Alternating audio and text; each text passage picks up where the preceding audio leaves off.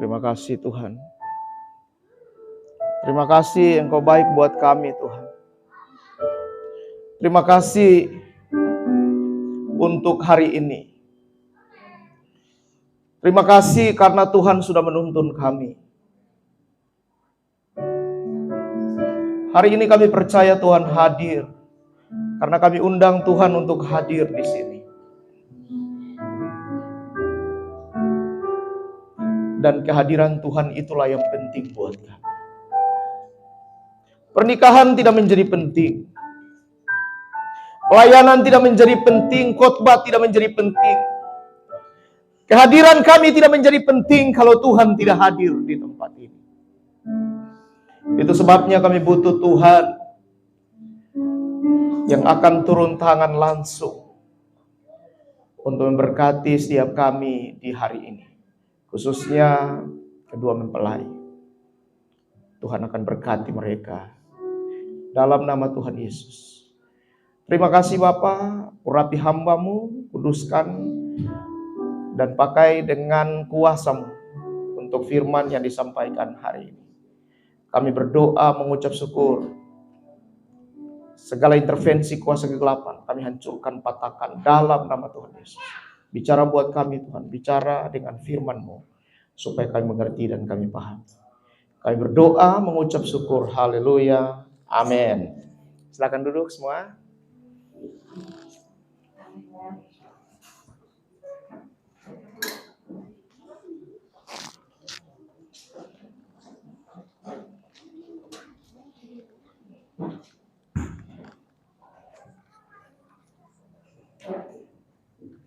Ya.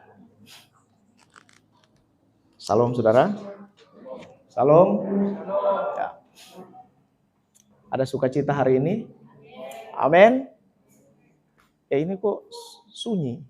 Ada sukacita hari ini? Nah, ini. Ya, saya bersyukur kepada Tuhan karena Tuhan selalu baik ya buat kita semua. Dan hari ini ada pernikahan luar biasa. Berkat Tuhan, kasih Tuhan, kekuatan tangan Tuhan menyatukan cinta.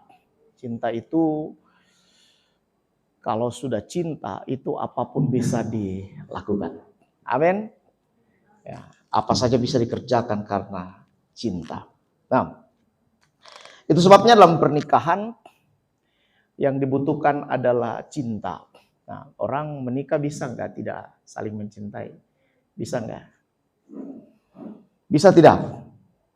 Ya, kalau dijodoh-jodohkan juga, sebenarnya jodoh-jodohkan juga bagus tuh.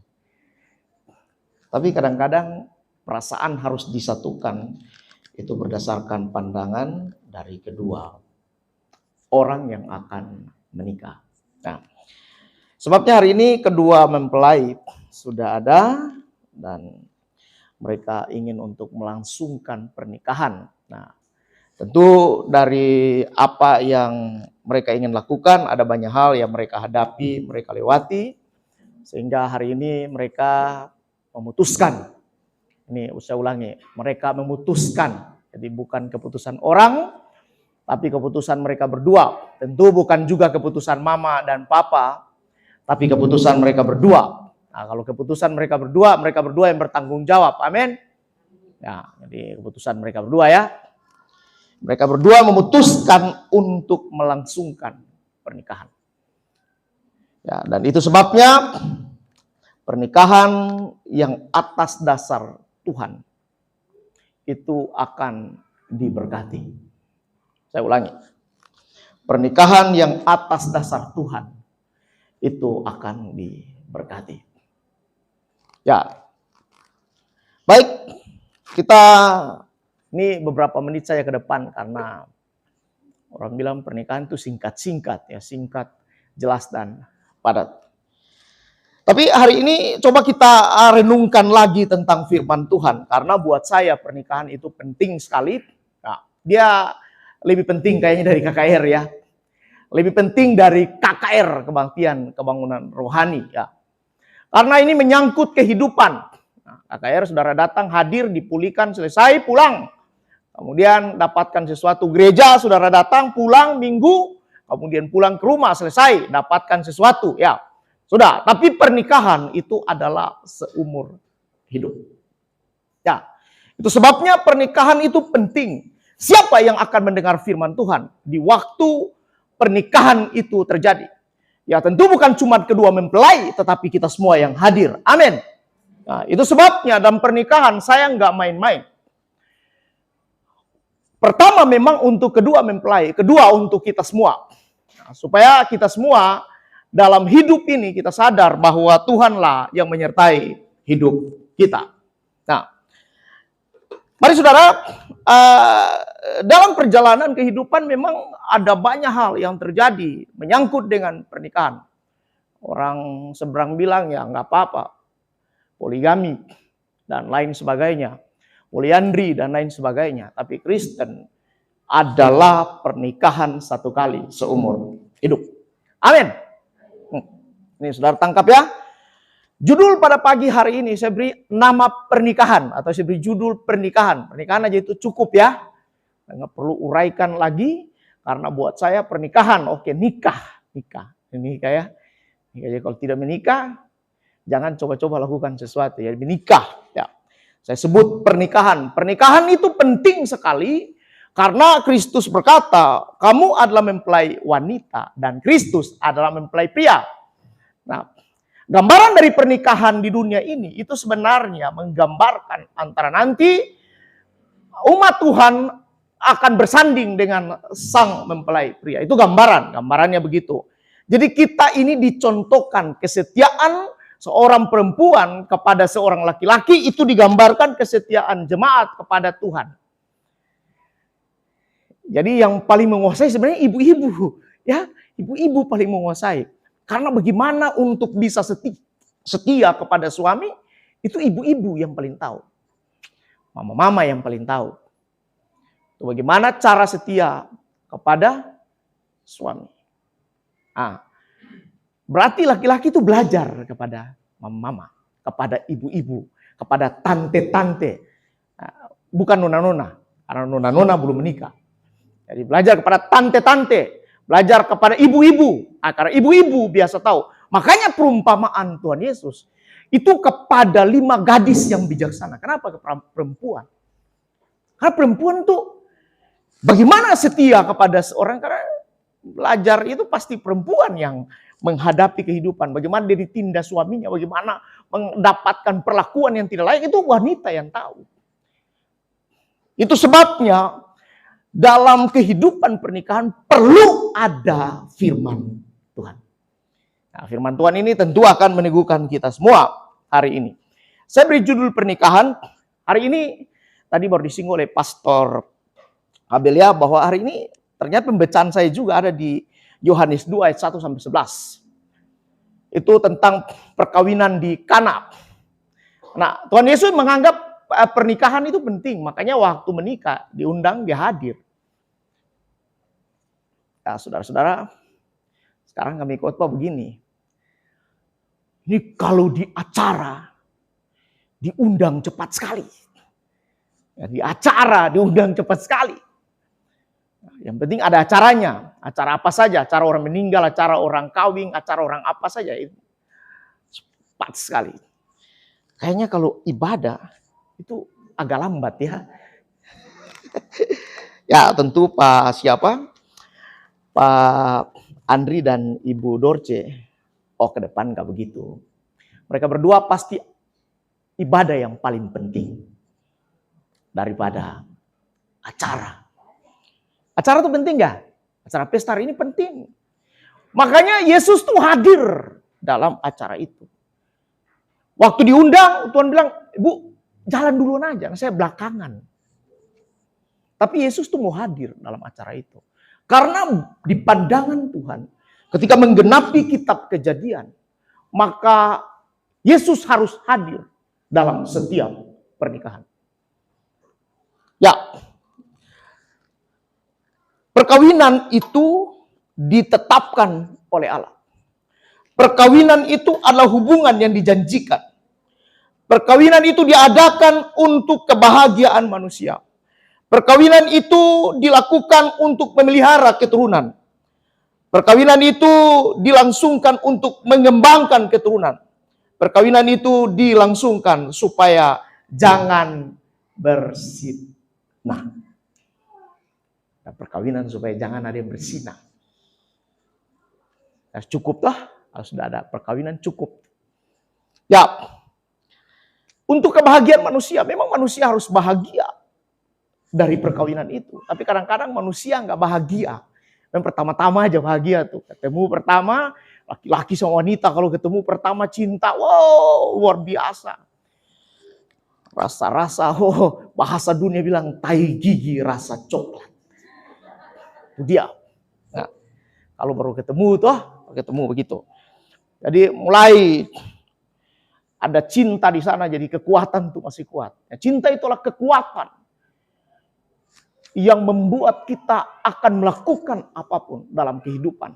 Kalau ada cinta itu luar biasa tuh. Saudara, kalau tidak cinta, tidak akan datang dari Papua ke sini. Tidak akan datang dari Jayapura ke sini kalau nggak ada cintanya. Karena ada cinta makanya datang. Karena ada cinta mereka berusaha. Karena ada cinta, apapun yang mereka kerjakan, mereka akan kerjakan. Hari ini biar saudara tahan dengan pedang sekalipun, mereka akan tetap melakukan. Kenapa? Karena ada cinta. Cinta itu kuat seperti maut. Bayangkan cinta itu mati loh. Maut seperti maut. Tapi apakah cinta akan bertahan dalam kehidupan? Anak-anak muda, pengalaman hidup tuh oke, paling oke. Saya dulu kalau sama istri tuh, istri saya nggak ada kan, apa-apa. Ya, oke pertama. Sekarang, aduh, jalan. Bangun pagi-pagi, aduh dia lagi. Nanti begitu. Kan tiap hari ketemu. Bangun ketemu. Di dapur ke dapur itu lagi. Ketemu lagi. Turun di bawah ketemu lagi. Ya kalau masih senyum-senyum masih oke, tapi kalau marah-marah, bayangkan, so ketemu itu baru dapat marah lagi. Aduh, sakitnya bukan main. Tapi akan bisa memperkuat semuanya kalau memang kita lakukan segala sesuatu berdasarkan apa yang Tuhan inginkan. Nah, pernikahan itu ditetapkan oleh Tuhan. Jadi yakinlah hari ini. Kedua mempelai yakin ya. Bahwa hari ini ditetapkan oleh Tuhan. Orang bisa bicara apapun. Tapi kalau saudara dua yakin, maka itu akan terjadi. Karena firman Tuhan bilang begini. Setiap orang yang meyakini firman Tuhan, itu akan terjadi dalam hidupnya. Kalau Anda yakini hari ini Tuhan bersama denganmu, Tuhan telah pulihkan hidupmu, Tuhan telah melakukan perkara ajaib dalam hidupmu, Tuhan telah buat semua dalam kehidupanmu, bersihkan hidupmu, maka itu terjadi. Tapi kalau dia kamu hancurkan, kamu katakan aku hancur, aku berantakan, aku semua, maka itu terjadi dalam hidupmu. Itu sebabnya Tuhan ingin membuat sesuatu dalam hidup kita itu yang terbaik. Ya. Setengah jam ke depan, setengah jam pernikahan, dan terus, dan mungkin sampai jam 3 baru kita makan. Kira-kira begitu. Ya, judulnya perkawinan. Saya kasih 2 poin saja hari ini. Kalau mau aman dalam pernikahan, Ibu Dorce dan juga Pak Andri, mau aman dalam pernikahan, ini tips. 2 tips ini ada cukup buat kita. Hari ini, bukan cuma mereka berdua, Bapak Ibu yang di sini, anak-anak muda yang sudah menikah, pernah berkelahi di rumah nggak? Nah ya, bagus-bagus ya di rumah. Bagus-bagus ya, semua. Tidak pernah orang Manado bilang baku marah. Tidak pernah ya? Jadi, kalau mau aman dalam perkawinan, maka saya kasih 2 tips. Kita baca dulu dalam Yohanes pasal 2, ayat 1 hingga ayat yang ke-11. Boleh tampilkan di layar. Saya baca saja ya, saudara duduk diam, karena saudara tamu. Tamu itu paling terhormat. Nggak bisa disuruh-suruh, nggak bisa semua. Tidak bisa, karena tamu itu adalah raja. Dia hampir mirip dengan pembeli. Nah, pembeli itu adalah raja. Saudara bukan pembeli kan? Saudara ini hadir untuk merayakan bersama dan mendoakan pernikahan. Menjadi saksi pernikahan, bukan saksi dusta, bukan saksi buta. Tetapi saksi yang melihat pernikahan. Jadi kalau ada apa-apa dengan mereka berdua, saudara bisa tampar itu. Karena saudara dengar sendiri nanti pengakuan mereka. Bisa marah, bisa. Biar yang anak-anak lihat marah, tidak bisa kayak begitu. Dulu kamu berdua berjanji, kita akan melakukan sehidup semati. Ya, kalau ada apa-apa, saudara bisa marah. Karena saudara saksi di tempat ini. Itu tujuan dari kehadiran. Saya ulangi. Jangan-jangan hadir ke acaranya, nunggu apa begitu. Tujuan dari kehadiran dalam sebuah acara itu menjadi saksi.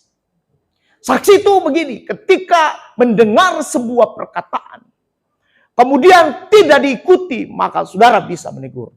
Amin. Itu saksi. Nah, jadi kita semua saksi ya. Ya, saksi untuk mereka menikah. Perkawinan di Kana. Pada hari ketiga pada perkawinan di Kana yang di Galilea dan Ibu Yesus ada di situ. Yesus dan murid-muridnya diundang juga ke perkawinan itu. Ketika mereka kekurangan anggur, Ibu Yesus berkata kepadanya, "Mereka kehabisan anggur." Kata Yesus kepadanya, "Mau apakah engkau daripadaku, Ibu, saatku belum tiba?" Tetapi Ibu Yesus berkata kepada pelayan-pelayan, "Apa yang dikatakan kepadamu, buatlah itu." Di situ ada 6 tempayan yang disediakan untuk pembasuhan menurut adat orang Yahudi. Masing-masing isinya 2-3 buyung. Yesus berkata kepada pelayan-pelayan itu, "Isilah tempayan-tempayan itu penuh dengan air." Dan mereka mengisinya sampai penuh. Lalu kata Yesus kepada mereka, "Sekarang cedoklah dan bawalah kepada pemimpin pesta." Lalu mereka pun membawanya. Setelah pemimpin pesta mengecap air yang telah menjadi anggur itu, dan ia tidak tahu dari mana datangnya, tetapi pelayan-pelayan yang mencedok air itu mengetahuinya. Ia memanggil mempelai laki-laki dan berkata kepadanya, "Setiap orang yang menghidangkan anggur yang baik dahulu, dan sesudah puas, orang puas minum, barulah yang kurang baik. Akan tetapi engkau menyiapkan anggur yang baik sampai sekarang." Hal itu dibuat Yesus di Kana yang di Galilea, sebab yang pertama dari tanda-tandanya, dan dengan itu ia telah menyatakan kemuliaannya dan murid-muridnya percaya kepadanya. Ini adalah pertama dari mujizat yang Tuhan kerjakan. Betapa penting pernikahan itu, sehingga mujizat pertama itu dalam pernikahan, bayangkan. Itu misi Tuhan dari sorga, itu penyelamatan. Dan untuk manusia dikembalikan pada gambar yang sesungguhnya. Tetapi mujizat pertama itu terjadi dalam pernikahan. Karena dalam pernikahan akan lahir keluarga. Dalam pernikahan akan lahir anak-anak keturunan. Makanya itu penting, Tuhan mulai dari situ. Makanya pernikahan itu perlu dijaga dalam setiap kehidupan seseorang. Agar supaya lebih baik ke depan. Saya percaya Ibu Dorce dan Pak Andri nanti ke depan akan menjaga pegang firman Tuhan ini, supaya hidup dalam pernikahan yang luar biasa menjadi kesaksian buat banyak orang. Oke. Samuel jawab. Apakah yang akan terjadi dalam rumah tangga? Kalau mau aman dalam perkawinan, apa yang harus dilakukan? Pertama, undang Tuhan Yesus. Yohanes 2 ayat 2. Jadi yang pertama itu Tuhan yang harus diundang. Di dalam setiap pernikahan Tuhan yang harus diundang. Pertama Tuhan Yesus yang harus diundang. Bukan pendeta yang diundang. Bukan. Tuhannya lebih dulu. Siapa yang mengundang? Berdua mengundang Tuhan. Jadi anak-anak muda kita semua kadang-kadang dalam kehidupan.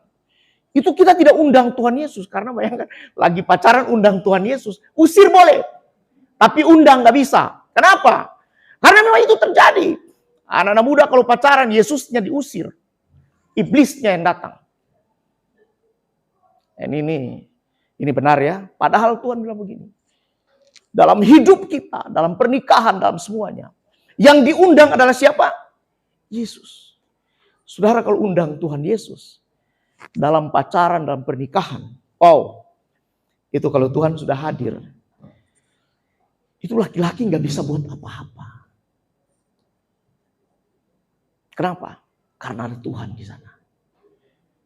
Tapi kalau saudara tidak undang Tuhan, maka semuanya akan berantakan.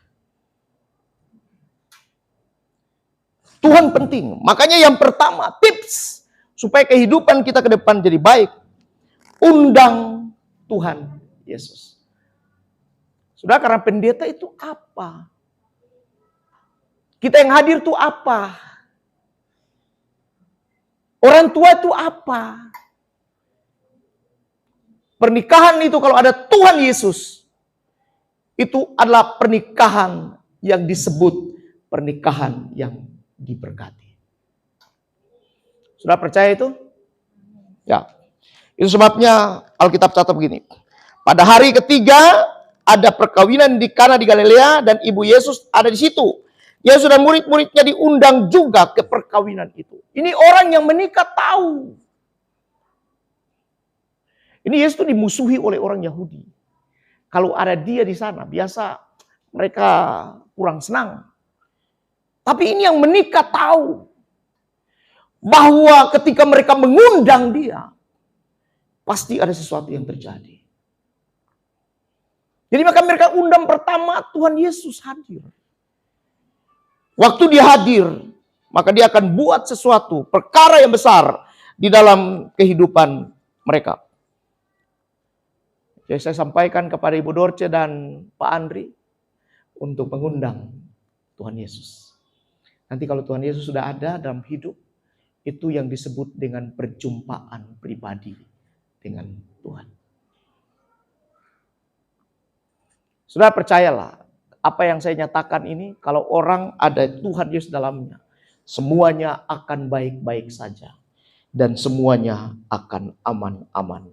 Walaupun di tengah goncangan. Orang kalau pacaran, ada nggak orang yang pacaran berdoa? Ada nggak orang yang pacaran mau diterang-terang? Digelap-gelap terus. Makanya perlu Tuhan Yesus. Karena dia adalah terang yang memberikan terang buat hidup kita. Ibu Dorce dan Pak Andri. Hidup ini untuk waktu-waktu ke depan agak sulit. Itu sebabnya renungkan firman Tuhan. Alkitab catat bahwa kenapa pernikahan diadakan? Yaitu supaya ada kebahagiaan manusia. Ada bahagia kedua. Ada bahagianya Ibu Dorce, ada bahagianya Pak Andri. Itu tujuannya. Kalau mulut tidak bahagia itu bahaya tuh. Ya. Kemudian melihara keturunan. Jadi kalau nanti Tuhan masih berikan keturunan. Saya nggak tahu ya. Itu. Kalau Tuhan berikan keturunan, jaga keturunan itu. Saya nonton artikel. Kayaknya anak-anak zaman yang lalu masih lebih oke tuh. Waktu masih kecil diambil rotang mamanya kemudian dibunuh. Wah, lari itu. Kemudian videonya dimunculkan sekarang. Dan itu berkesan. Anak-anak yang sekarang, aduh. Dan itu sangat berkesan dalam kehidupan. Ya. Memelihara keturunan, jaga keturunan. Dan jangan bersinah. Ya, jangan pernah bersinah. Karena itu akan, Alkitab catat akan membuat kutukan di dalam rumah. Undang Tuhan Yesus dalam kehidupan. Selalu undang Tuhan Yesus. Dalam apapun undang dia. Panggil dia masuk. Mari masuk. Mari masuk. Masuk hatiku. Ya Yesus. Datang sekarang. Datang tinggal dalam hatiku. Ya Yesus. Jadi biar Tuhan masuk. Jadi jangan hanya asal nyanyian. Tapi harus realisasi. Mari masuk Tuhan. Masuk dalam hatiku. Masuk dalam hidupku. Masuk dalam rumah tanggaku. Masuk Tuhan. Masuk dalam rumah kami Tuhan. Masuk dan pulihkan kami. Dan biarkan rumah tangga kami berjalan sesuai dengan kehendak-Mu. Supaya kami jadi saksi buat setiap orang. Nyanyi, mari masuk Tuhan dalam hidupku. Berdoa, mari masuk Tuhan dalam hidupku. Karena dengan kehadiran-Mu, aku akan kuat. Saya mau kasih tahu kita tidak akan kuat kalau tanpa Tuhan. Saya ketika berdoa, Tuhan, saya ada hadirat-Mu itu aman semua. Dunia jadi tidak berarti. Tapi saya tidak dalam hadirat Tuhan, semua dunia berarti buat hidup saya.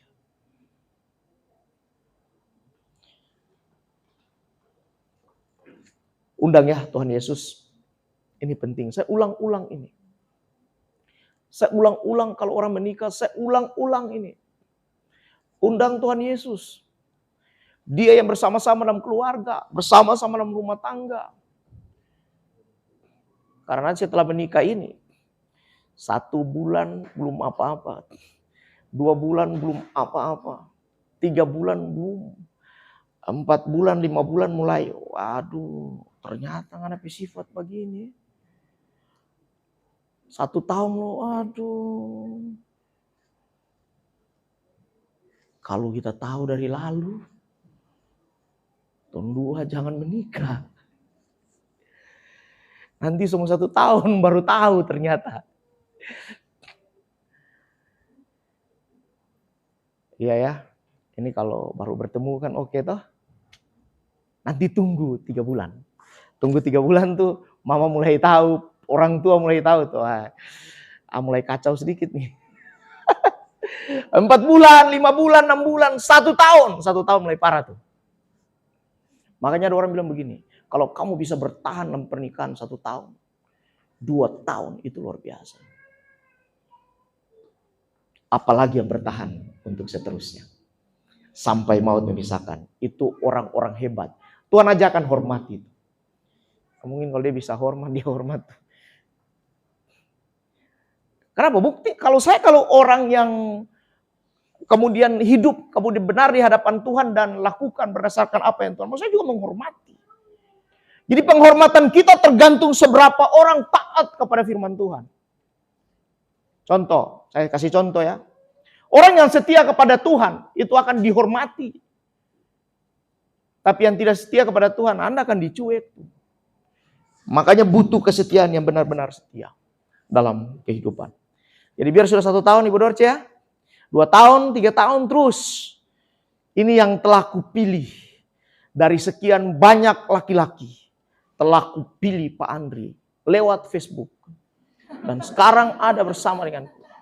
Dan dia sudah menjadi pasanganku. Dan untuk selama-lamanya.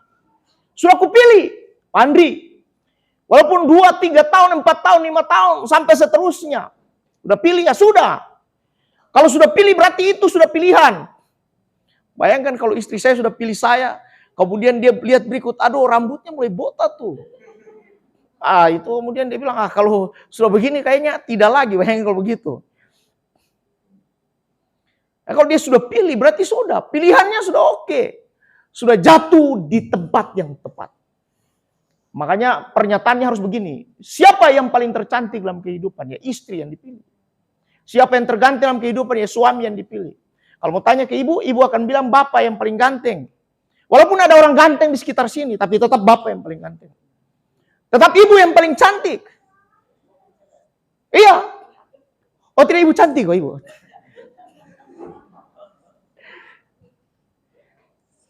Akan begitu dalam kehidupan. Kalau kita sudah pegang prinsip itu, maka hidup ini akan oke. Akan luar biasa. Jalan-jalan sedikit kemudian melirik kiri kanan itu nggak masalah. Bapak-bapak kalau berjalan kan melirik kiri kanan tuh paling banyak melirik. Lihat sana, lihat sini. Matanya liar kalau ada di mall. Paling liar. Ya. Jadi kalau lagi jalan digandeng tangannya, karena biasa laki-laki matanya liar. Pendeta-pendeta bilang, kita pendeta-pendeta yang kadang-kadang juga mata liar juga. Istri saya nggak ada, nggak apa-apa. Ya, jadi tapi dalam hidup itu memang perlu dinasehati satu sama lain. Jadi kalau mulai jalan melihat ada yang kurang bagus, bilang kasih tahu. Saya nggak suka yang begini. Dengan lembut, jangan marah-marah. Saya nggak suka yang begini. Waduh, itu kacau tuh. Ya, sampaikan pelan-pelan dalam hidup. Begini tuh enggak benar, enggak bagus. Istri juga kepada suami, suami kepada istri. Saya nggak suka yang begini. Kamu nelpon, saya nggak suka kalau saya tidak tahu. HP-mu kalau sembunyi-sembunyi, passwordnya saya juga nggak mau. Sampai hari ini saya sama istri, passwordnya 1. Silakan dibuka. Nah, ya jangan-jangan nama selingkuhan ditaruh Pak Camat. Itu bahaya tuh ya. Nama selingkuhan ditaruh sekretaris. Jadi tetap password baku tahu ya. Buka sama-sama nggak apa-apa. Jangan disimpan-simpan. Kalau HP 1 aja. Maksudnya boleh 2, tapi passwordnya masing-masing ketahui. Pulang kasih, Mak, ini HP lihat aja, Mak. Kalau ada orang-orang SMS yang, kan sekarang kan ada orang SMS WA yang tidak masuk-masuk akal kan, nggak apa-apa. Kalau suami sampai suka setuju kita nggak apa-apa. Nah, kadang-kadang orang juga kirim hal-hal yang tidak baik, yang tidak benar, yang tidak semua. WA yang tidak baik. Halo sayang, di mana kamu? Ini orang kok saya nggak kenal kok dia WA begini. Kan begitu. Padahal itu permainan-permainan dalam dunia teknologi aja. Tidak usah tersinggung. Tidak usah cemburu. Boleh cemburu? Boleh cemburu. Tapi jangan cemburu buta. Orang cemburu buta tuh semua dicemburuin. Ternyata laki lagi sementara jalan sama, ternyata yang jalan sebelah bencong. Dicemburuin. Ya, jadi kalau sudah ada keterbukaan maka semuanya akan aman. Ya, yang pertama ya, undang Tuhan Yesus hadir. Yang kedua, buatlah apa yang Tuhan Yesus katakan. Ini 2 poin. Buat apa yang Tuhan Yesus katakan. Kalau Tuhan Yesus bilang apa dalam firman ini, coba kerjakan saja. Percayalah. Kalau kita kerjakan apa yang firman Tuhan bilang, atau Tuhan Yesus sampaikan dalam firman Tuhan, ataupun dalam hati nurani kalau kita ikuti, maka akan aman dalam kehidupan. Suami itu walaupun sudah mau berselingkuh, dia akan ingat ada firman Tuhan. Istri walaupun sudah main-main, suami ketika berdoa karena dia taat kepada firman Tuhan, Alkitab catat Roh Kudus akan ingatkan kepada setiap orang yang akan melakukan kejahatan kalau orang-orang itu taat kepada Tuhan. Amin. Ya. Yang begitu-begitu diaminkan tuh. Dan saya bilang poligami diaminkan. Yang begitu-begitu harus diaminkan. Buat apa yang Tuhan Yesus katakan. Kerjakan. Bukti saja, bukti. Hari ini orang-orang saya mau beritahu ya. Orang-orang yang melakukan apa yang menjadi perintah Tuhan dalam hidupnya, dia aman dalam kehidupan. Istri saya biar kok jalan aja, mau jalan aja gimana? Enggak pusing saya. Atau saya juga mau jalan kemana, enggak pusing dia. Walaupun dia marah-marah. Saya enggak pusing. Dia juga enggak pusing. Karena dia tahu kualitas suaminya.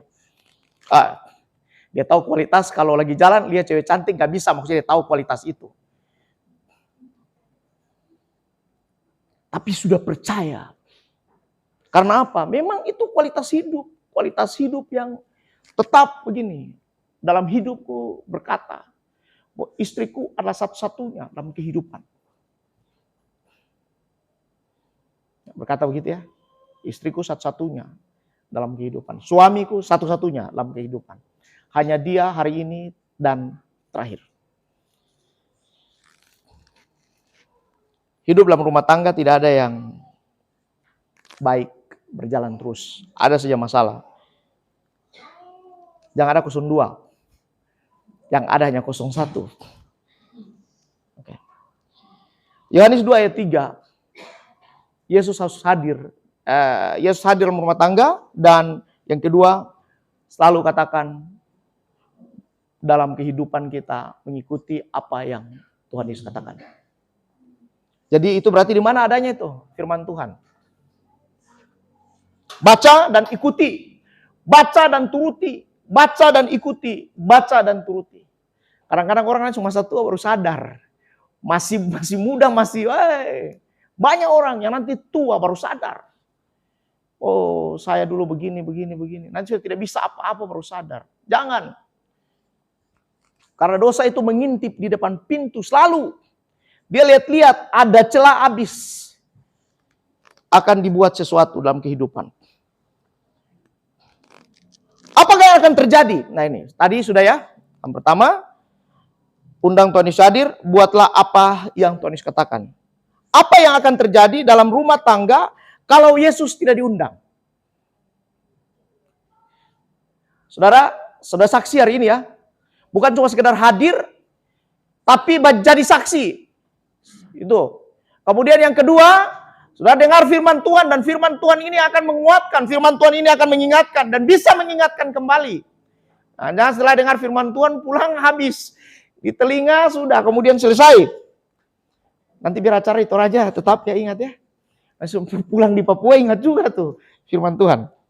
Apa yang akan terjadi dalam rumah tangga kalau Yesus tidak diundang? Saya pernah sampaikan dulu waktu pernikahan. Ini fakta ya. Kami beberapa jemaat kemudian pergi melayani orang. Disampaikan orang lagi sebentar sakit. Sudah parah dan ternyata meninggal. Ya, ternyata meninggal. Setelah meninggal, suami telepon saya bahwa istrinya sudah meninggal. Waktu saya datang ternyata istrinya belum meninggal. Suaminya paksa, saya sudah meninggal istriku. Sudah meninggal dia. Belum. Dokter aja bilang belum. Bagaimana kamu bilang meninggal? Itu penyebabnya apa itu kira-kira? Sudah tahu ya? Yang bapak-bapak sudah tahu. Ibu-ibu sudah lebih tahu tuh. Orang belum meninggal nyatakan meninggal. Sudah tahu tuh. Maksudnya mau cepat-cepat pergi Johana. Karena kita mau menikah lagi. Itu bahaya. Dijaga sampai maut memisahkan. Jangan paksa-paksa mati duluan. Aduh, mudah-mudahan istriku mati lebih cepat nih. Karena sudah terikat dengan pernikahan. Supaya saya bisa. Oh, mudah-mudahan suamiku mati cepat-cepat. Karena sudah ada yang kulirik-lirik ternyata. Istriku mati cepat-cepat karena sudah ada yang kulihat-lihat tuh. Ada yang begitu? Diam 1000 bahasa. Ada Bapak Pendeta tapi saya tidak bisa ucapkan. Saya tidak bisa ucapkan Bapak Pendeta di sini karena nanti rahasiaku terbongkar. Ya, karena tiap hari lihat suami begitu, tiap hari lihat istri begitu. Mudah-mudahan cepat mati dia. Itu banyak. Jangan begitu ya. Karena itu tidak baik di hadapan Tuhan. Di hadapan manusia aja nggak baik, apalagi di hadapan Tuhan. Ya.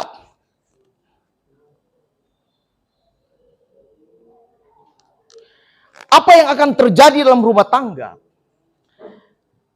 kalau seandainya Yesus tidak diundang? Dan kalau Yesus diundang dalam rumah tangga, itu apa yang akan terjadi? Yang pertama, kalau Yesus diundang, yang tidak mungkin akan dijadikan mungkin. Yang buat saudara tidak mungkin dalam hidup ini. Tidak mungkin. Suamiku tidak mungkin berubah. Suamiku tidak mungkin akan melakukan apa yang saya bilang. Apa yang saya katakan dalam hidupnya. Tapi buat Tuhan mungkin.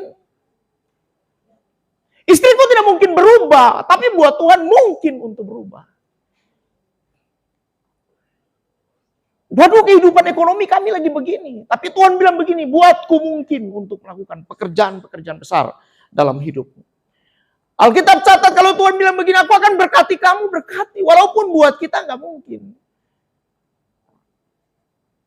Ibu Dorce bilang, aduh tidak mungkin nih kita akan diberkati. Tapi Tuhan bilang mungkin. Kalau kamu undang Tuhan Yesus dalam hidupmu, maka yang tidak mungkin dijadikan mungkin oleh Tuhan. Amin. Yang kedua, cepat-cepat aja.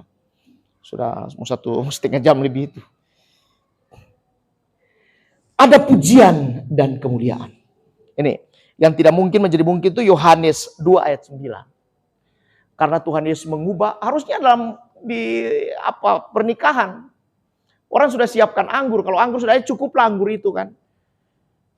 Tapi Tuhan buat kembali mujizat di situ. Untuk menunjukkan begini, kalau ada kehadiran Tuhan di dalam, maka ada yang tidak mungkin terjadi, itu akan terjadi. Jadi kalau kita sudah undang Tuhan Yesus dalam hidup kita, dalam pernikahan kita, yang tidak mungkin terjadi, itu pasti akan terjadi dalam kehidupan. Itu pasti itu. Jaminannya begitu. Yang kedua ada pujian dan kemuliaan. Yohanes 2 ayat 10, saya baca Yohanes 2 ayat 10, berkata begini, dan berkata kepadanya, setiap orang yang menghidangkan anggur yang baik dahulu, dan sesudah orang meminum puas, barulah yang kurang baik akan tetapi engkau menyiapkan anggur yang baik. Ini dia sampaikan kepada mempelai laki-laki. Bahwa engkau menyiapkan anggur yang terbaik mulai dari sekarang dan selanjutnya. Ada kemuliaan, ada pujian orang. Wow, keluarga itu luar biasa. Karena ada Yesus hadir dalam hidup mereka. Lihat hidup mereka tuh. Kita harus belajar dari mereka. Kalau ada orang berkata begitu dalam rumah tangga kedua mempelai ini, itu orang hebat namanya. Itu orang berharga. Kalau ada orang bilang begini, kita belajar dari kedua mempelai ini. Kita belajar dari keluarga siapa? Dorce, apa namanya itu? Sumbung, apa sumbung ya? Bukan, marganya itu sumbung ya? Sumbung apa itu? Saya kasih jelas saja ya, supaya nanti orang bilang begini. Sumbung Datu Arwan. Kita belajar dari keluarga Sumbung Datu Arwan. Coba lihat kehidupan mereka itu. Mereka itu hidupnya takut akan Tuhan. Dan coba kita lihat sama mereka. Mereka kalau kita lagi beli kulkas, mereka nggak pusing. Kalau kita lagi beli mobil, mereka nggak pusing. Mereka hanya berdua bercerita di rumah, bagaimana kita bisa beli lagi berikutnya. Ya, sekarang ini minta ampun keluarga. Kecemburuannya tingkat tinggi sekali. Tapi orang akan belajar hidup kita. Dari kesederhanaan hidup, orang akan lihat. Oh, mereka diberkati karena mereka undang Yesus dalam hidup mereka. Amin. Yang ketiga, rasanya tidak pernah berubah. Saya ulangi, rasanya tidak pernah berubah. Anggur yang tadinya harusnya orang minum pertama, itu disiapkan biasa anggur yang baik. Karena sudah habis anggur yang baik, maka orang biasa menyiapkan anggur yang tidak baik. Tapi kalau saya dan saudara undang Yesus di dalamnya, maka yang dari sekarang yang baik, rasanya sampai seterusnya akan baik. Orang yang tidak undang Tuhan Yesus dalam rasanya pasti akan berubah. Semua rasa berubah. Yang baru menikah, dengan 1 tahun menikah rasanya beda. Tapi Yesus tetap siapkan rasanya yang sama. Kalau ada Kristus di dalamnya. Hari ini menikah, baru menikah, bulan madu pertama, oke, masih oke. Tapi nanti berikutnya tidak oke lagi. Tapi kalau Tuhan Yesus ada di dalamnya, karena semuanya penuh kasih sayang, maka oke terus. Sampai hari tua tetap oke. Itu pengertiannya. Anggur yang baik disiapkan pertama, sampai seterusnya disiapkan yang terbaik. Ketika orang minum tetap yang terbaik. Ketika orang melihat kehidupan berdua tetap yang terbaik. Jangan sekarang oke, rasanya oke, semuanya oke. Tapi nanti berikutnya tidak oke lagi. Ini saya ingatkan, ini benar ya. Harus Tuhan Yesus diundang di dalam. Ya Ibu Dorce, Pak Andri, undang Tuhan Yesus dalam. Supaya semuanya oke. Orang kalau lihat, ini kita orang dewasa, orang kalau lihat anak-anak muda, wah oke-nya tuh oke. Masih muda, masih oke.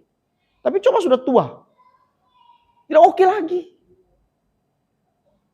Jadi hidup ini perlu untuk Kristus hadir. Supaya semua berjalan dengan kasih sayang yang daripada Tuhan. Tinggal satu poin terakhir. Saudara yang tegang. Ini pernikahan, bukan KKR.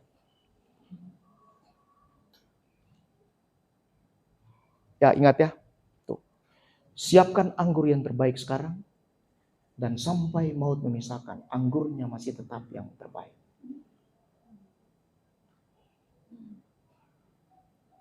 Orang kalau lihat yang terbaik terus tiap hari.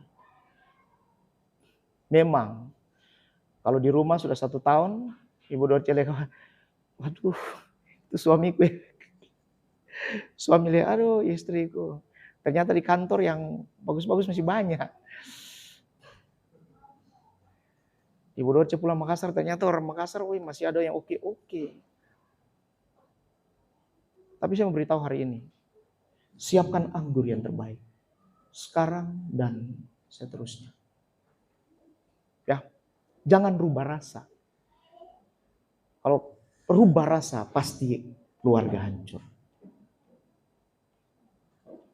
Yang terakhir, supaya semua pemberkatan. Dari hidupmu, maka Tuhan akan dipermuliakan. Saya ulang. Ketika dalam hidupmu, kamu sudah hadirkan Tuhan, dan sudah undang Tuhan di dalam, maka dari hidupmu, Anda berdua akan memuliakan Tuhan dalam kehidupan. Yohanes 2 ayat yang ke-11. Ayat yang terakhir saya baca.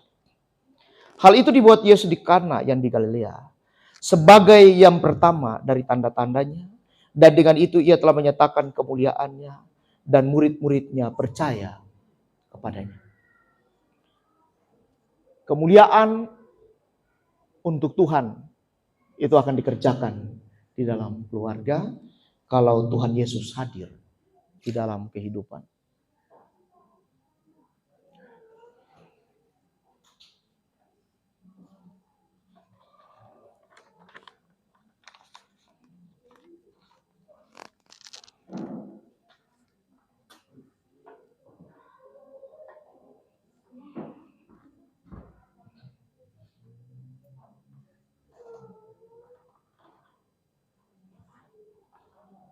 Ya.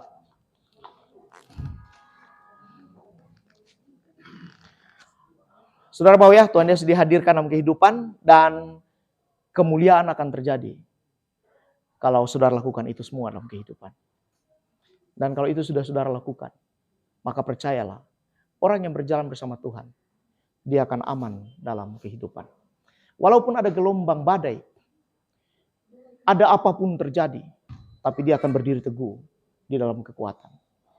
Tuhan akan menyertaimu, menyertai perjalanan kehidupan, pernikahan semua, Tuhan akan bersama. Memberikan yang terbaik buat kehidupan saudara berdua. Pegang firman Tuhan, pegang itu dalam kehidupan. Saya serius dengan pernikahan. Dalam hidup ini, pernikahan itu serius. Kenapa sampai saya berani untuk melakukan sesuatu? Karena hidupku cuma satu. Saya ingin orang menjadi baik dalam kehidupan. Saya ingin orang untuk menjadi lebih oke dalam kehidupan. Percayalah, kalau hari ini ada firman Tuhan yang datang buatmu, pegang itu, tanamkan itu dalam kehidupan. Baik, kita akan masuk dalam pemberkatan, tapi saya minta sedikit Pak Pendeta Habel untuk menyatakan sesuatu untuk mereka, mungkin 2-3 menit lah. Silakan Pak Pendeta. Setelah kita akan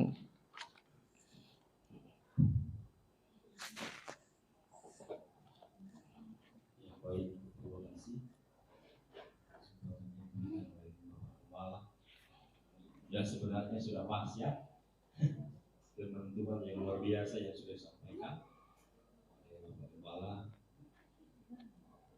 yang sudah disampaikan tadi.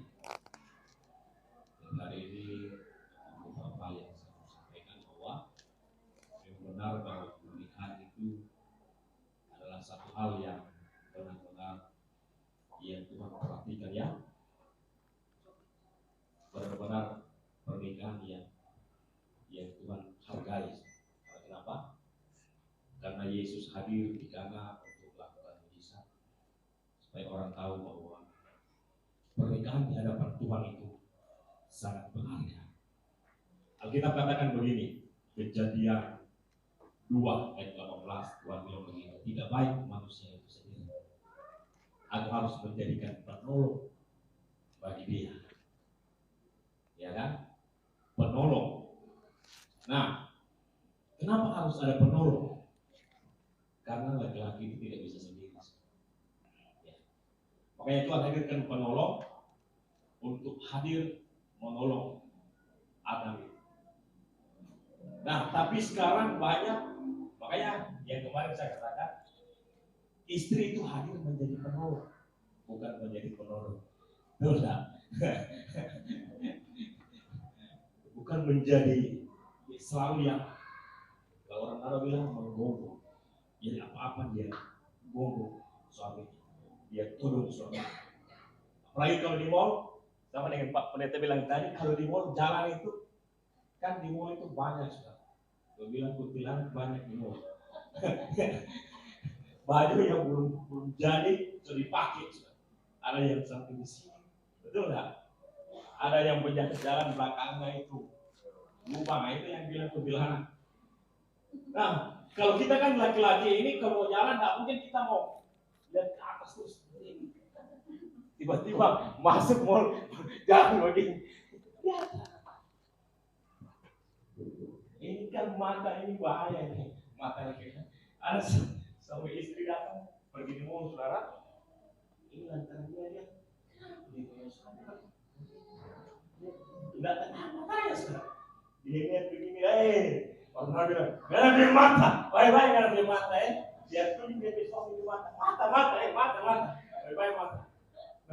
Tapi saya percaya bahwa Ibu Roce dengan Pak Andri mereka mengambil keputusan. Ibu di belakang kita. Karena kenapa? Karena banyak kejadian seperti itu. Nah, mengambil keputusan untuk artinya lebih dalam lagi dalam pernikahan. Nah, saya percaya sudah pengalaman tuh. Yang pertama, Jomblo sudah pernah mengalami pengalaman itu dan belajar dari pengalaman itu di mana apa sih yang menyebabkan itu bisa gagal. Betul tak? Apa yang menyebabkan itu bisa gagal itu sudah menjadi pengalaman. Dan yang ketiga dipersatukan kembali dalam pernikahan ini.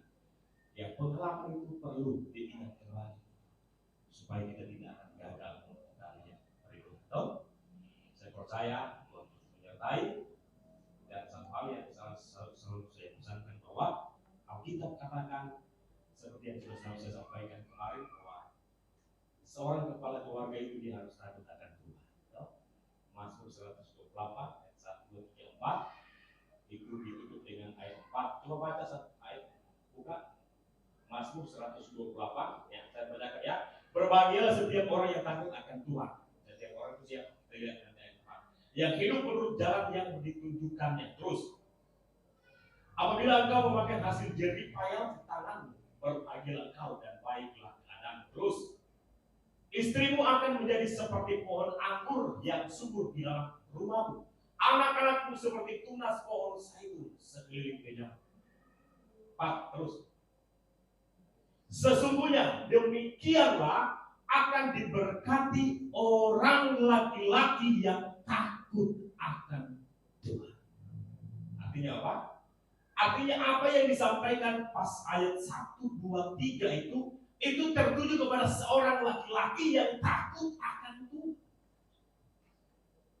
Kalau saudara mau lihat ini judulnya adalah berkat atas rumah tangga. Artinya kalau ketika kedua mempelai ini dipersatukan, diberkati di tempat ini, maka ketika kita berjalan, ketika kita menjalani rumah tangga kita ke depan, kita menemukan berkat Tuhan. Maka Alkitab katakan yang pertama-tama itu adalah seorang kepala keluarga itu dia harus takut akan Tuhan. Maka pas ayat pertama, 2, 3 itu akan terjadi atas rumah tangga kita. Maka kita akan melihat ada berkat atas rumah tangga kita. Kalau dikatakan tadi dipersatukan oleh karena kekuatan cinta. Cinta kuat seperti maut. Ya, cinta kuat seperti maut. Tapi cinta itu kalau masih pacaran itu belum dapat dipastikan cinta itu kuat atau tidak. Betul nggak? Karena masih pacaran. Tapi cinta itu akan dibuktikan ketika sudah ada dalam rumah tangga. maka cinta itu mulai dibuktikan. Apakah cinta itu tetap masih kuat seperti maut, ataukah cinta itu akan pudar seiring berjalannya waktu? Iya dong. Kita lihat di sini sudah Pak, Oma dan Opa memang sudah terbukti memang cinta kuat seperti maut. Amin. Karena kenapa? Karena sudah berapa tahun kira-kira saya mau tanya. Sudah hampir 45 tahun. Jarang-jarang seperti itu. Kebanyakan itu 5 tahun, 10 tahun langsung masuk di pengadilan agama. Mendaftar sekarang. Apa yang didaftar?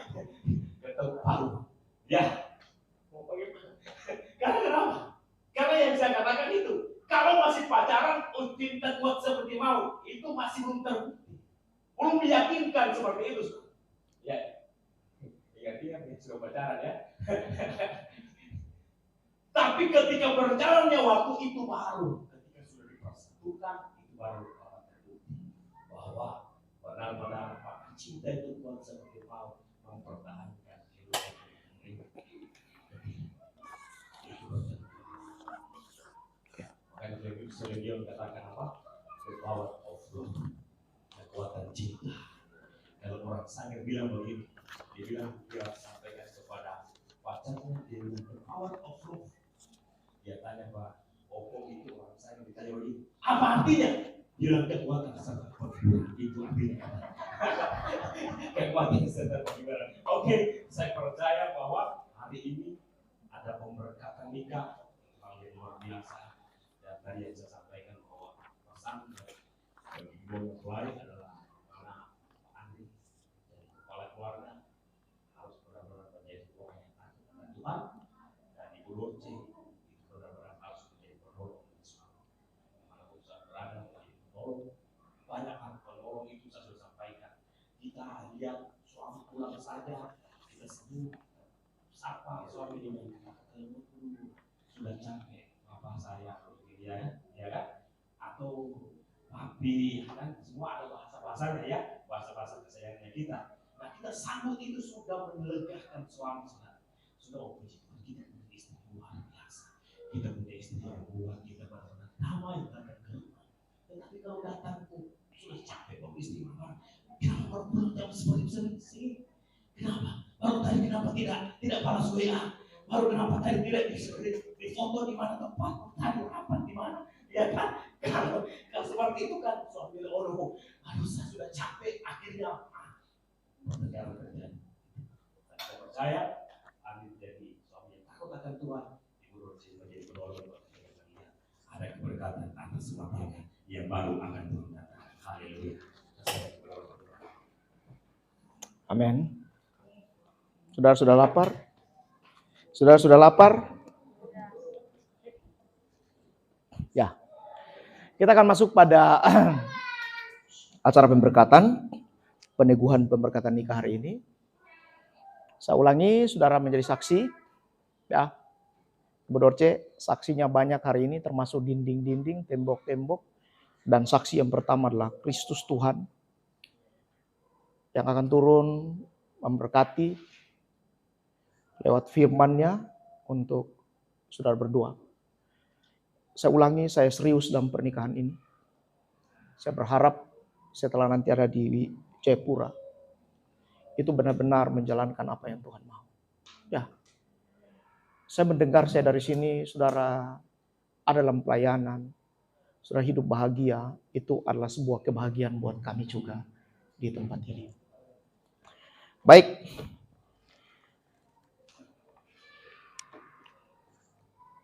Kita akan masuk dalam peneguhan pemberkatan nikah antara Andri Sumbung dan Dorce Datu Arwan. Pada hari ini, Makassar, 8 Juni 2022. Petunjuk firman Tuhan tentang perkawinan. Dalam kebaktian kita saat ini, kita menyaksikan pemberkatan perkawinan saudara kita Andri Sumbung dan Dorce Datu Arwan. Sebab itu hendaklah saudara ingat bahwa pada mulanya Allah telah menjadikan manusia laki-laki dan perempuan, serta membawa mereka dalam satu persekutuan perkawinan dan firman-Nya. Sebab itu seorang laki-laki akan meninggalkan ayahnya dan ibunya dan bersatu dengan istrinya sehingga keduanya menjadi satu daging. Kejadian 2 ayat yang ke-24. Sebab itu dengarlah petunjuk firman Tuhan berikut ini. Pak Andri Sumbung dan Ibu Dorce Datu Arwan, dengar petunjuk firman Tuhan berikut ini. Apabila engkau memakan hasil jeripayamu, berbahagialah engkau, dan baik keadaanmu. Istrimu akan menjadi seperti pokok anggur yang subur dalam rumahmu. Anak-anakmu seperti pohon zaitun di sekeliling mejamu. Mazmur 128 ayat 2 sampai 3. Hendaklah suami memenuhi kewajiban terhadap istrinya. Saya ulangi. Hendaklah suami memenuhi kewajibannya terhadap istrinya, baik jasmani maupun rohani. Demikian pula istri terhadap suaminya. Ibu Dorce terhadap suami dalam semua keadaan, baik jasmani maupun rohani. Kebutuhan apapun. Ya. Istri tidak berkuasa atas dirinya, atas tubuhnya sendiri, tetapi suaminya. Demikian pula suami tidak berkuasa atas tubuhnya sendiri, tetapi istrinya. 1 Korintus 7 ayat 3 sampai 4. Istri yang cakap, siapakah yang mendapatkannya? Wow, itu. Cakap itu bukan cakap face aja. Tapi cakap untuk bekerja. Cakap untuk mengurus rumah tangga. Alkitab catat ya. Jadi istri yang cakap siapakah yang mendapatkannya? Ia lebih berharga daripada permata. Hati suaminya percaya kepadanya. Suaminya tidak kekurangan keuntungan. Bagaimanapun juga bagi kamu masing-masing. Berlakulah, kasihilah istrimu seperti dirimu sendiri. Dan istri hendak menghormati suaminya. Efesus 5 ayat yang ke-33. Mari dengarkan amanat perkawinan Kristen. Ibu Dorce dan Pak Andri, dengar amanat perkawinan Kristen. Supaya seisi rumah tangga hidup beralaskan firman Tuhan, maka saudara dimohonkan berdiri untuk mendengarkan amanat perkawinan Kristen. Silakan.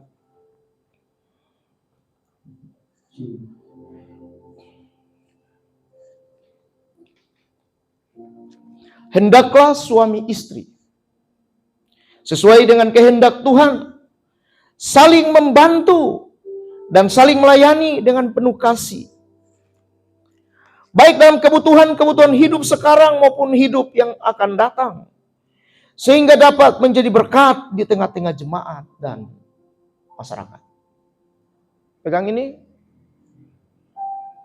Hendaklah suami istri membantu persekutuan hidup yang kokoh teguh sampai maut memisahkan. Membina dan mengatur rumah tangga dengan baik sehingga berlangsung harmonis dan bahagia. Apabila Tuhan mengaruniakan anak-anak, maka orang tua wajib memelihara mereka dalam sikap takut